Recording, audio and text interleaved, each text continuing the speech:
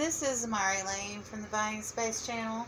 Today I'm going to be reading from the New Living Translation of the Holy Bible in the New Testament.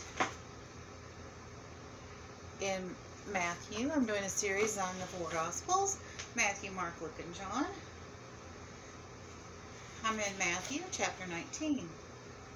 Discussion about divorce and marriage. Chapter 19, verse 1.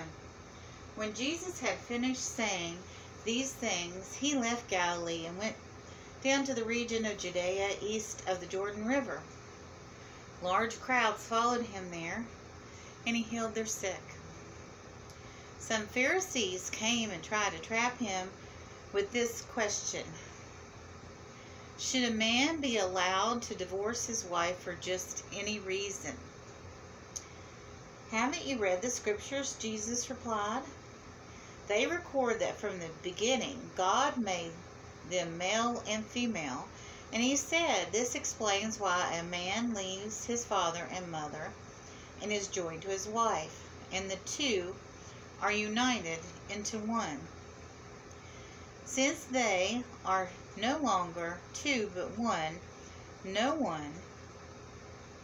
no one split apart what God has joined together. Then why did Moses say to the law that the man should give his wife a written notice of divorce and send her away? They asked.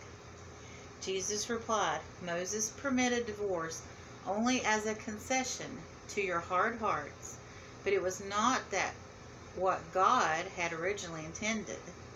And I tell you this, whoever divorces his wife and marries someone else commits adultery, unless his wife has been unfaithful.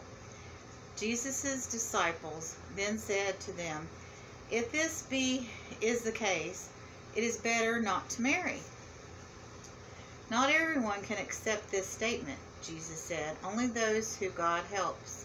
Some are born as eunuchs, some have been made eunuchs by others, and some choose not to marry for the sake of the kingdom of heaven. Let anyone accept this who can. God blesses the children. One day, some of the parents brought their children to see Jesus so that he could lay his hands on them and pray for them. But the disciples scolded the parents for bothering him. But Jesus said, let the children come to me. Don't stop them. For the kingdom of heaven belongs to these who are like these children.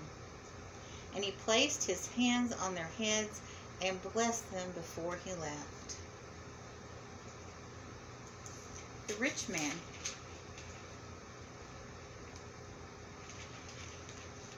Starting in verse 16.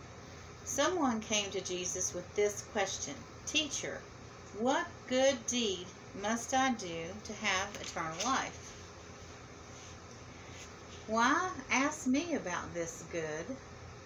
Jesus replied, there is only one who is good.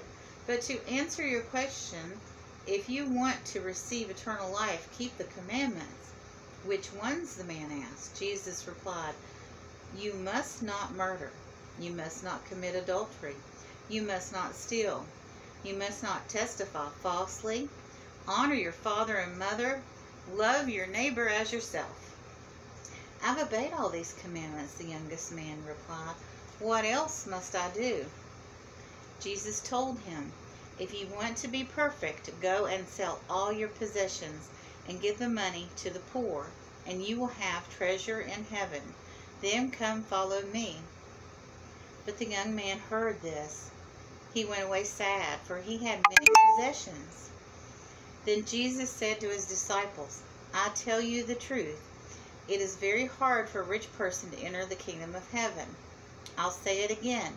It is easier for a camel to go through the eye of a needle than for a rich person to enter the kingdom of heaven. The disciples were astonished. Then who in the world can be saved? They asked.